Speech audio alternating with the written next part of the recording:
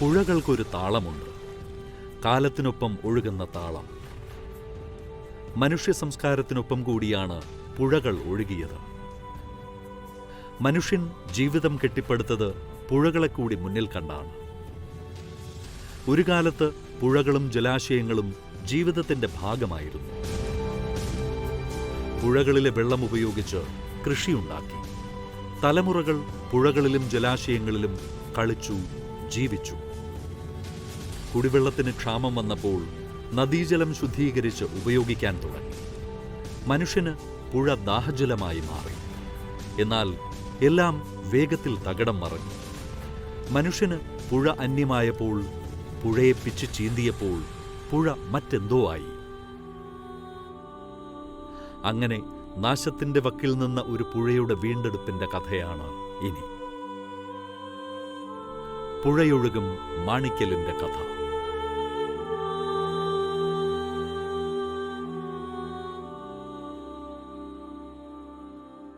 ഇത് നെടുമങ്ങാട് നിയോജക മണ്ഡലത്തിൽ ഉൾപ്പെടുന്ന മാണിക്കൽ ഗ്രാമപഞ്ചായത്ത്.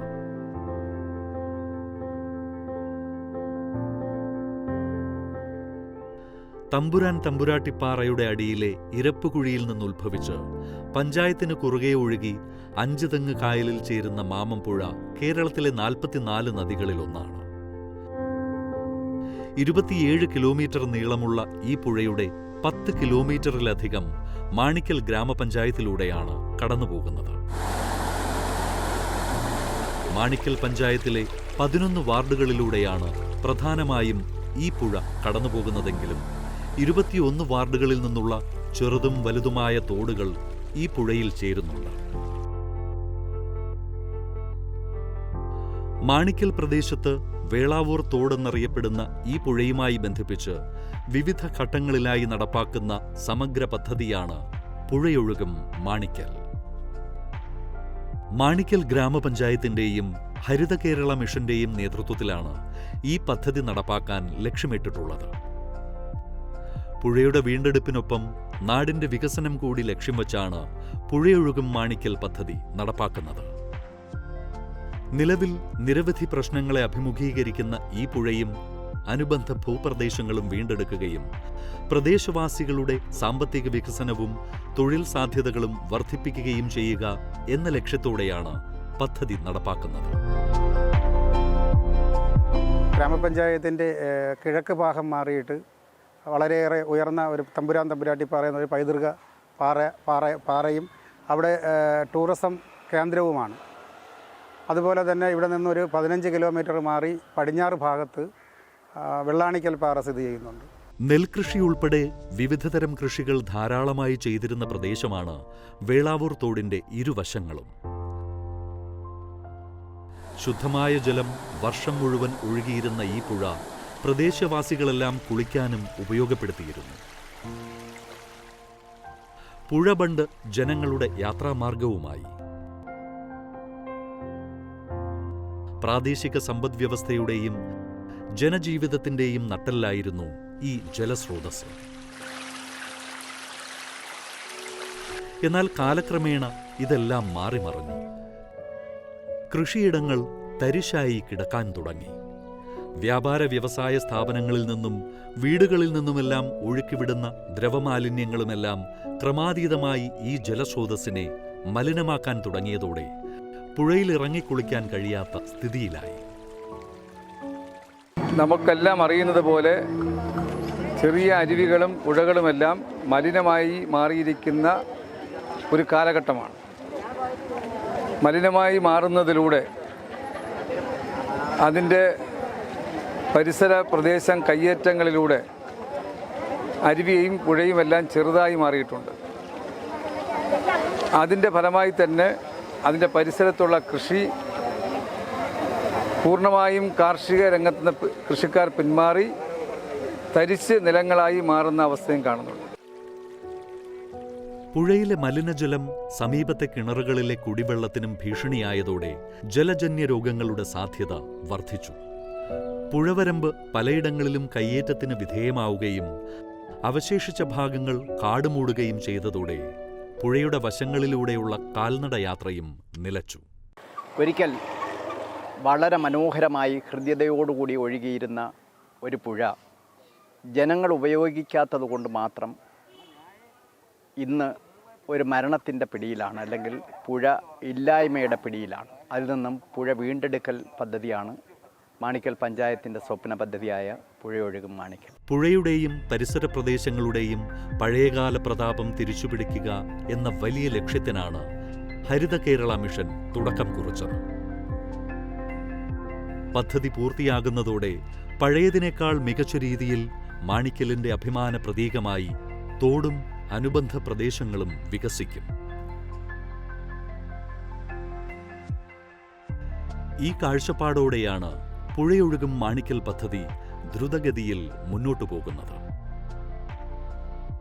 ഒരു മാസക്കാലമായി ഇതിൻ്റെ പ്രവർത്തനങ്ങൾ ജനകീയ പങ്കാളിത്തത്തോടുകൂടി ഓരോ വാർഡിലും വാർഡ് തല സമിതി യോഗങ്ങൾ ചേർന്ന് പഞ്ചായത്ത് സംഘാടക സമിതിക്ക് രൂപം നൽകി അതിൻ്റെ പ്രവർത്തനങ്ങൾ നടത്തി വരികയാണ്. വലിയ ജനകീയ പങ്കാളിത്തത്തോടുകൂടിയാണ് ഒരു പുഴ നടത്തം. അത് പല സ്ഥലങ്ങളിലും ഈ പറയുന്ന വഴികളില്ലാത്ത വഴികൾ വെട്ടി ഉണ്ടാക്കി നമ്മൾ ഇന്ന് പൂർത്തിയാക്കിയത്.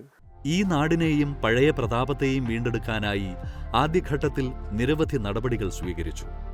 പഞ്ചായത്ത് തലത്തിൽ വിപുലമായ സംഘാടക സമിതി യോഗം വിളിച്ചുകൂട്ടുകയും പഞ്ചായത്ത് തല സംഘാടക സമിതി രൂപീകരിക്കുകയും ചെയ്തു. തുടർന്ന് വാർഡുകളിൽ യോഗം ചേർന്ന് വാർഡ് തല സംഘാടക സമിതികൾ രൂപീകരിച്ചു. സംഘാടക സമിതിയുടെ പ്രവർത്തനങ്ങൾ ഏകോപിപ്പിക്കാൻ പിരപ്പൻകോട് ജംഗ്ഷനിൽ സംഘാടക സമിതി ഓഫീസ് സ്ഥാപിച്ച് ഹരിത കേരള മിഷന്റെ ഒരു റിസോഴ്സ് പേഴ്സണെ ഇതിലേക്ക് ചുമതലപ്പെടുത്തി. ചന്നൂർ എന്ന് പറയുന്ന സ്ഥലത്ത് നിന്ന് നമ്മൾ ആരംഭിച്ചു. 4-4.5 കിലോമീറ്റർ വളരെ ജനപങ്കാളിത്തത്തോടു കൂടിയുള്ള ഒരു പുഴ നടത്തം കഴിഞ്ഞാണ് നമ്മൾ മൂന്നാറ്റുമുക്കെന്ന് വിശേഷിക്കപ്പെടുന്ന ഈ സ്ഥലത്ത് എത്തിച്ചേർന്നിരിക്കുന്നത്. ഈ 3-4 കിലോമീറ്റർ അല്ലെങ്കിൽ 5ഓളം കിലോമീറ്റർ നമ്മൾ കണ്ട കാഴ്ചകളിൽ ഏറെ സാധ്യതകൾ ഒളിഞ്ഞിരിക്കുന്ന ഒരു പദ്ധതിയാണ് പുഴയൊഴുകും മാണിക്കലെന്ന് നമുക്ക് നേരിട്ട് കണ്ട് മനസ്സിലാക്കാൻ കഴിഞ്ഞു. ഈ സർവേയിലും പുഴ നടത്തത്തിലും പരിഹരിക്കപ്പെടേണ്ട നിരവധി കാര്യങ്ങൾ കണ്ടെത്തി. വെമ്പായം ജംഗ്ഷൻ, വേളാവൂർ പ്രദേശങ്ങളിലാണ് പ്രധാനമായും മലിനീകരണം നടക്കുന്നത്. പ്ലാസ്റ്റിക് മാലിന്യങ്ങൾ പുഴയിലുടനീളം വൻതോതിൽ അടിഞ്ഞുകിടക്കുന്നു എന്നതടക്കമുള്ള കണ്ടെത്തലുകൾ സമിതി നടത്തി. പ്രദേശത്തെ വീണ്ടെടുപ്പിന് ചില നിർദ്ദേശങ്ങളും സമിതി മുന്നോട്ട് വെച്ചു. ഇത് വെമ്പായം മുതൽ അല്ലെങ്കിൽ തമ്പുരാട്ടിപ്പാറയിൽ നിന്ന് ഉത്ഭവിക്കുന്ന തോടിൻ്റെ ഓരത്തുകൂടി നടന്നു പോകുന്നതിനും ഇവിടെ ഉദ്യാനങ്ങൾ അതേപോലെ തന്നെ മറ്റ് കാര്യങ്ങൾ സ്ഥാപിക്കുന്നതിനും അതുപോലെ തന്നെ വിനോദത്തിനും അതുപോലെ വിജ്ഞാനത്തിനും അതുപോലെ തന്നെ ആരോഗ്യത്തിന് ആൾക്കാർ ഇപ്പോൾ റോഡിൽ കൂടെയാണ് സായാഹ്ന സവാരി അല്ലെങ്കിൽ പ്രഭാത സവാരിയൊക്കെ നടത്തുന്നത്. ഭാവിയിൽ മാണിക്കൽ ഗ്രാമപഞ്ചായത്തിൽ ഈ പദ്ധതി നടപ്പിലായി വരുമ്പോൾ ആൾക്കാർ ആരോഗ്യ പരിപാലനത്തിന് വേണ്ടി ഈ പാത ആണ് ഇനി ഉപയോഗിക്കാൻ പോകുന്നത്. അതുപോലെ പൂക്കൃഷിയുണ്ട്, നെൽകൃഷിയുണ്ട്, അതുപോലെ നമ്മൾ ചങ്ങാട കൃഷി, അതുപോലെ വിവിധതരം മത്സ്യകൃഷികൾ, അങ്ങനെ തുടങ്ങി വിവിധതരം കൃഷികളെ നമ്മൾ പ്രോത്സാഹിപ്പിക്കുന്നതിന് വേണ്ടിയാണ് ഇത്തരം പദ്ധതികൾ നമ്മൾ ഈ പഞ്ചായത്ത് നടപ്പിലാക്കാൻ വേണ്ടി നമ്മൾ ആസൂത്രണം ചെയ്തിട്ടുള്ളത്. അതിനുവേണ്ടിയുള്ള എല്ലാ സൗകര്യങ്ങളും നമ്മുടെ ഈ പുഴ നടത്തവുമായി ബന്ധപ്പെട്ടും നമുക്ക് അത് മനസ്സിലാക്കാൻ കഴിഞ്ഞിട്ടുണ്ട്. ഇതിന്റെ ഭാഗമായി വിവിധ വകുപ്പുകളുടെ ഏകോപനത്തോടെ തരിശുകിടന്ന പാടശേഖരങ്ങളിൽ കൃഷിയിറക്കി. 1ാം ഘട്ടത്തിൽ 10 ഏക്കർ വയലിൽ ഭക്ഷ്യ സിവിൽ സപ്ലൈസ് മന്ത്രി GR അനിൽ വിത്ത് വിതച്ച് ഉദ്ഘാടനം ചെയ്തു. അരുവിയുടെ സംരക്ഷണം എന്ന് പറഞ്ഞാൽ നാടിൻ്റെ സംരക്ഷണമായിട്ടാണ് ഗവൺമെൻറ് കാണുന്നത്. ആ നിലയിൽ പുഴകളും അരുവികളും തോടുകളും കുളങ്ങളുമെല്ലാം സംരക്ഷിച്ചുകൊണ്ട് നമുക്കാവശ്യമായിട്ടുള്ള ശുദ്ധജലം ഉറപ്പുവരുത്താൻ, നമുക്ക് ആവശ്യമായിട്ടുള്ള പ്രകൃതിയെ സംരക്ഷിച്ച് നിലനിർത്താൻ, അങ്ങനെ പ്രകൃതിയോട് ഇണങ്ങുന്ന തരത്തിലുള്ള ഒരു പരിപാടിയാണ് പ്രഖ്യാപിച്ചിട്ടുള്ളത്. ഏറ്റവും സമഗ്രമായിട്ട് കണ്ടിട്ടുള്ള ഒരു പദ്ധതിയാണിത്. കാരണം ഇതിനകത്ത് പുഴയുടെ നവീകരണവും കൃഷിയും വിനോദസഞ്ചാരവും എല്ലാം ഒരുമിച്ച് കൊണ്ടുവരുന്നുണ്ട്. ഇതിൽ ഏറ്റവും ഇന്ന് നമുക്ക് കാണാൻ കഴിയുന്ന ഒരു കാര്യം, പണ്ട് ആളുകൾ കുളിക്കുകയും കുടിക്കുകയും ഒക്കെ അതിനൊക്കെ വേണ്ടി ഉപയോഗിച്ചിരുന്നൊരു പുഴയാണ്. പക്ഷെ ഇന്നത് വലിയ തരത്തിലുള്ള മാലിന്യവാഹിയായിട്ട് മാറിയിട്ടുണ്ട്.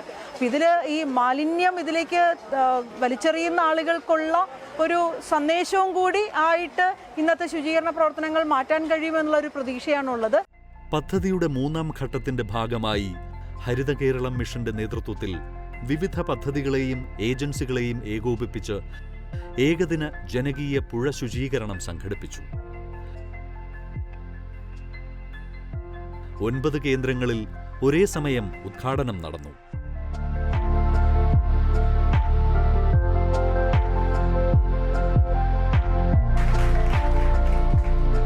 തൈക്കാട് താമരഭാഗത്ത് നടന്ന ശുചീകരണ പരിപാടി ബഹുമാനപ്പെട്ട ഭക്ഷ്യ സിവിൽ സപ്ലൈസ് മന്ത്രി GR അനിൽ ഉദ്ഘാടനം ചെയ്തു. മുൻ MLA-മാരായ Koliyakode N. Krishnan Nair, Palode Ravi, block panchayat president G. Komalam, സംസ്ഥാന ആസൂത്രണ ബോർഡ് അംഗം doctor Jiju P. Alex, KILA director doctor Joy Elamon എന്നിവരും പുഴ ശുചീകരണത്തിന് തുടക്കം കുറിച്ചു. മാണിക്കൽ പഞ്ചായത്ത് പ്രസിഡന്റ് കുതിരകുളം ജയൻ, ജനപ്രതിനിധികൾ, രാഷ്ട്രീയ സാമൂഹിക സന്നദ്ധ പ്രവർത്തകർ, കുടുംബശ്രീ പ്രവർത്തകർ, തൊഴിലുറപ്പ് തൊഴിലാളികൾ, വിദ്യാർത്ഥികൾ, യുവജനങ്ങൾ എന്നിങ്ങനെ എല്ലാ വിഭാഗം ആൾക്കാരും ഒത്തുചേർന്നാണ് ശുചീകരണം പൂർത്തിയാക്കിയത്. ഇതോടെ പുഴയും നീർച്ചാലുകളും മാലിന്യരഹിതമായി മാറി. ജലലഭ്യതയില്ലാതെ തരിശായി കിടക്കുന്ന പാടങ്ങളിൽ നീരൊഴുക്ക് സാധ്യമാക്കി. കൃഷി, പുഴയോര പ്രഭാത സായാഹ്ന സവാരിക്ക് പാതകളുടെ നിർമ്മാണം, തമ്പുരാൻ തമ്പുരാട്ടിപ്പാറ, വെള്ളാണിക്കൽ പാറ ടൂറിസം വികസനം, വേളാവൂർ ജംഗ്ഷനിൽ ടേക്ക് എ ബ്രേക്ക്, വഴിയുടെ വിശ്രമ കേന്ദ്രം എന്നിവയും സാധ്യമാക്കി. ദാഹമകറ്റിയ തെളിനീര് തന്ന പുഴയെ വീണ്ടെടുത്തതിന്റെ കഥയാണ് പുഴയൊഴുകും മാണിക്കൽ. ഒരു പുഴയെയും നാടിനെയും തിരിച്ചുപിടിച്ചതിന്റെ കഥ കൂടിയാണ് ഇത്.